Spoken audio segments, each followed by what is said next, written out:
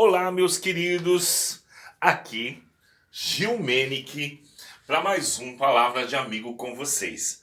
Direto aqui do Recanto Rosa dos Ventos, em Itanhaém, litoral sul de São Paulo, onde fica o Santuário Nacional de Santa Saracali.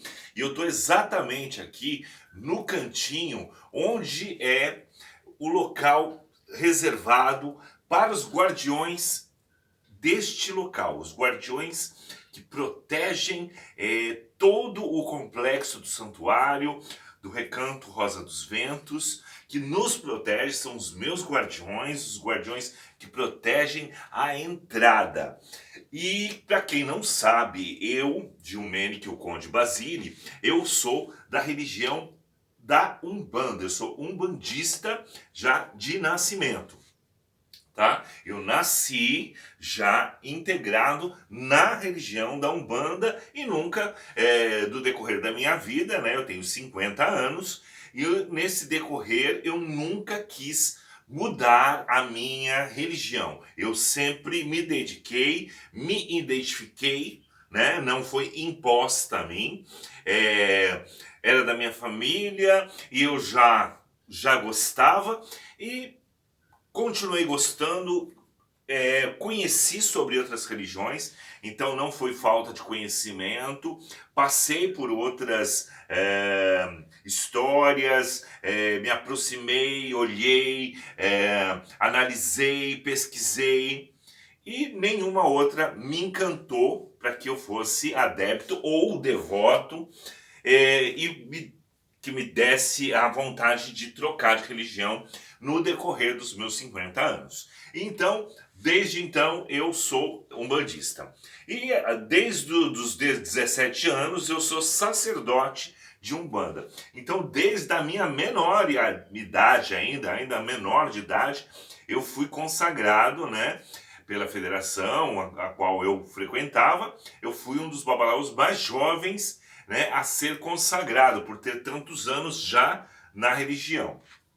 Passei por todas as etapas, passei por toda a questão de desenvolvimento e tudo mais, e aí a gente vai adquirindo todo esse conhecimento de acordo com a nossa vivência religiosa. Não existe um curso, não existe um ensinamento para que você seja adepto a uma religião.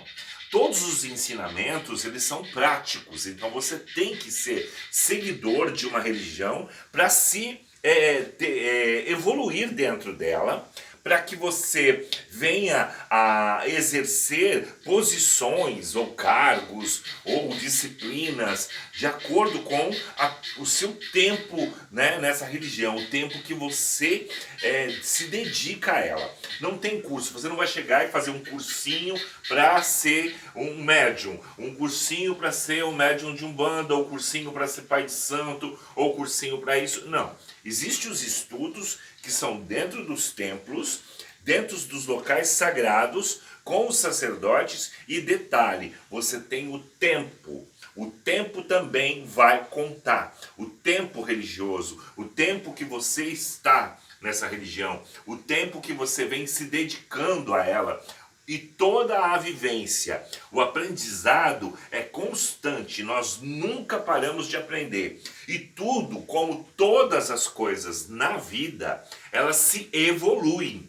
Então, nada é imutável, tudo vai se transformando. E principalmente quando nós falamos de Umbanda, que é uma religião que ela é habitada por muito mais influências, e é uma religião brasileira, e ela tem uma miscigenação, ela foi pega pontos de várias religiões e ela foi costurada como uma coxa de retalhos, que se formou a questão da Umbanda, a unificação de toda essa estrutura espiritual, e se formou essa religião, a doutrina da Umbanda e os preceitos, tudo mais. Então ela tem influência de várias vertentes, né?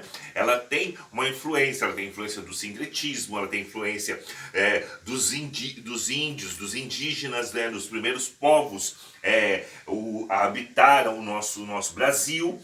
e a parte da colonização. Então toda essa estruturação formou a religião, e todas as religiões, você não pode chegar e de repente agora modernizar uma história que tem que ser vivida. A gente pode modernizar questões políticas dentro de cada religião, você pode modernizar questões que são dogmas que já não podem ser mais exercidos, palavras que foram mudadas, porque assim, muitas vezes, como eu disse aí, a minha idade, eu tenho 50 anos, então eu nasci em 1971, eu nasci nos anos 70, então de lá para cá tudo mudou. Hoje em dia, principalmente a questão racial e a questão, as várias outras questões de gênero, raça, de tudo isso, muita coisa mudou e muita coisa evoluiu.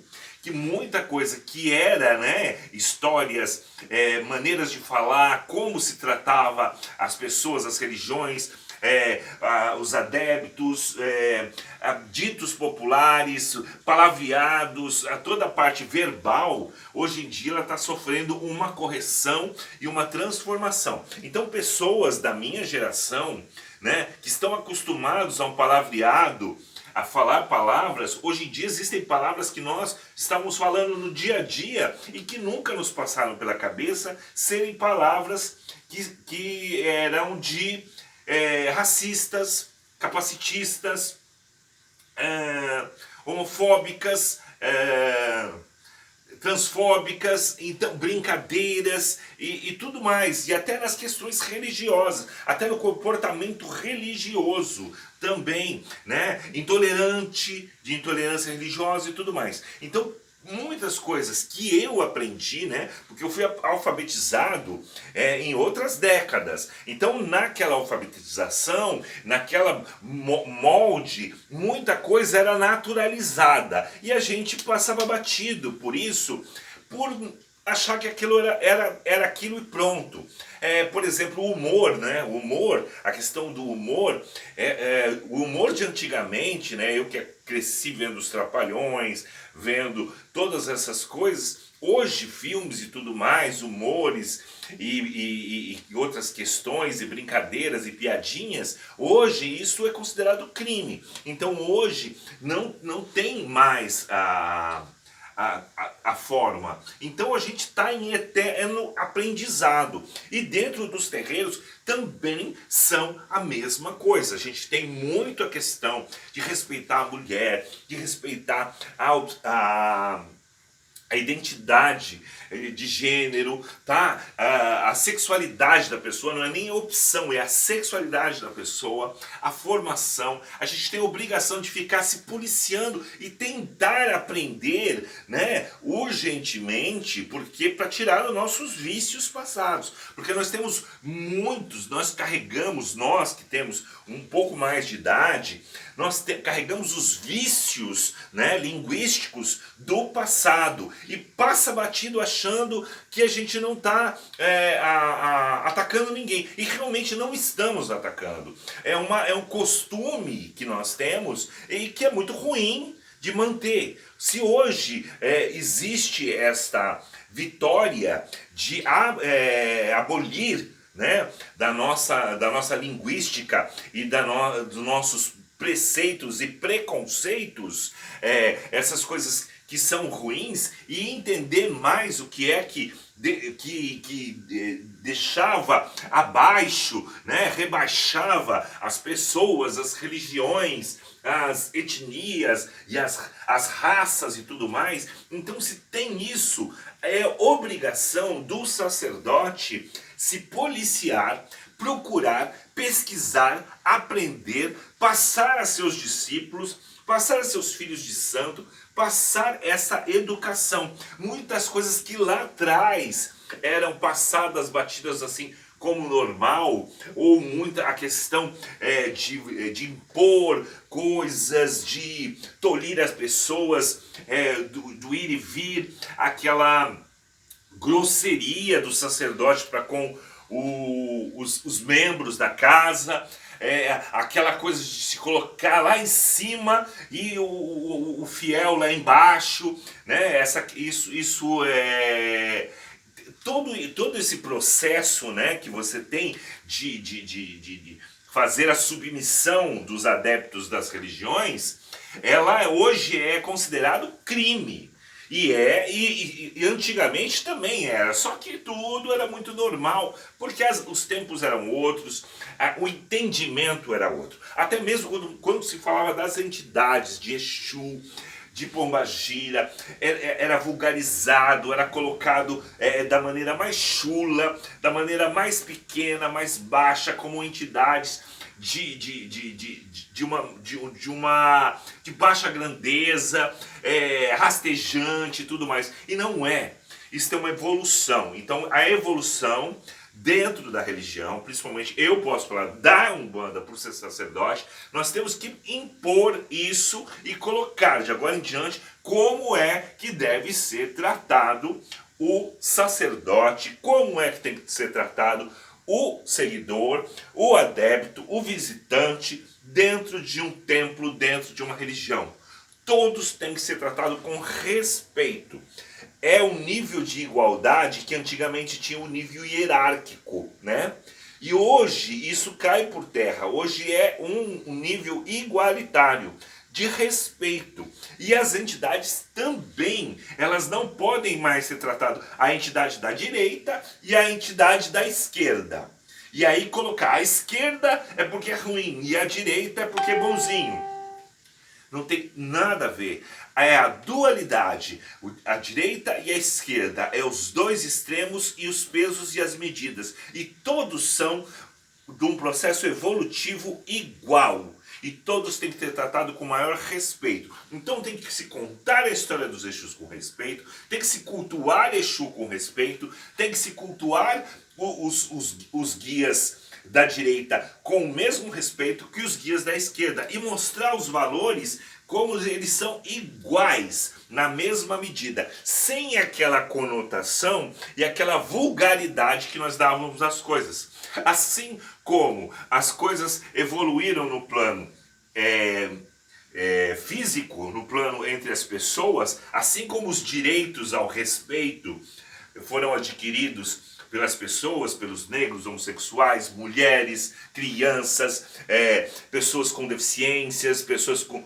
E tudo isso foi de baixa renda, tal, foi construído uma força para proteger. A mesma coisa tem que acontecer, né, na espiritualidade. Tirar a vulgarização, que era grande em cima dos Exus, e agora colocar para cima e mostrar que são entidades que vêm em primeiro lugar, que é a abertura de caminhos, que é a porta de entrada da religião, é a porta de entrada do templo, que é a firmeza, né? É a raiz, é o chão da casa, é a fortaleza, é a estrutura, colocar como Exu no lugar de onde ele sempre foi merecido. E sem colocar isso com uma demonização que não existe. Aprender que demônio é de uma religião pagã diferente. Foi imposto por uma estrutura católica criada por Constantino,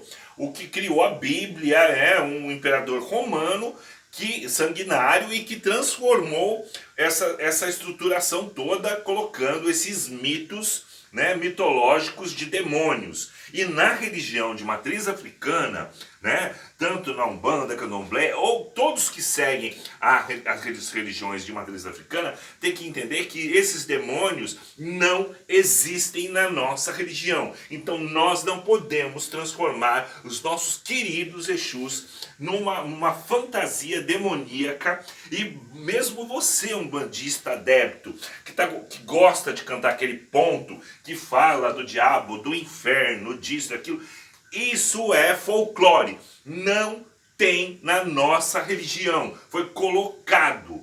Então, Exu não habita o inferno. Exu, Pombagira não habita o inferno. Não tem esta estruturação. É de um mito, é mitológico de outra religião. Na Umbanda não existe. No Candomblé não existe isso. Então, Exu não é diabo, Pombagira não é diabo, não são demônios e não são do demônio, porque nós não temos isso.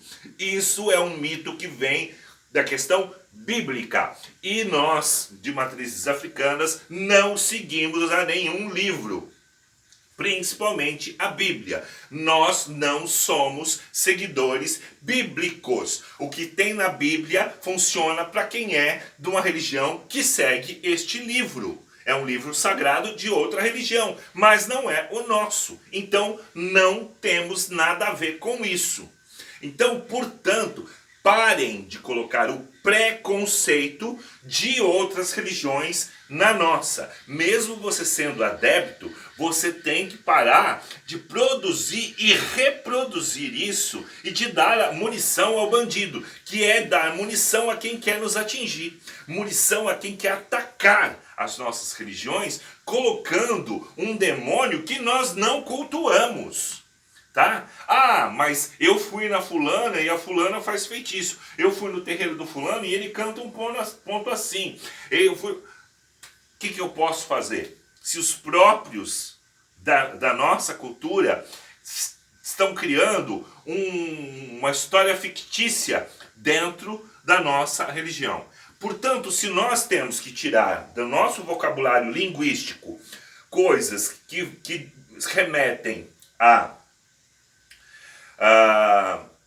ao capacitismo, à homofobia, à transfobia, ao racismo. Então, se palavras que nós usávamos a vida inteira, piadas e tudo mais, hoje em dia são crimes e nós não podemos mais usar, porque estaremos ofendendo uma gama de pessoas e de situações, isso porque se criminalizou e criminalizou com toda a veracidade que tinha que ser criminalizado. Se nós temos que aprendemos e estamos aprendendo que isso não pode mais, nós também temos que aprender a respeitar o direito espiritual das entidades de serem respeitadas e parar de os cultuarem com chifrinho, vermelhinho, de rabinho, como se fosse um demônio colocado pela Igreja Católica, que não é a que nós seguimos. Então, vamos parar de demonizar, de inventar uma história e se policiar. Vamos abolir os pontos cantados que falam e remetem à imagem dos nossos guardiões para seres infernais, porque eles não são, tá? Quem cultua esse tipo de magia de um jeito, de uma magia pesada, né? Que a gente fala, daquela maneira mais pesada, mais grotesca, da maldade, de cultuar aquilo na maldade, é outra religião, é outra história.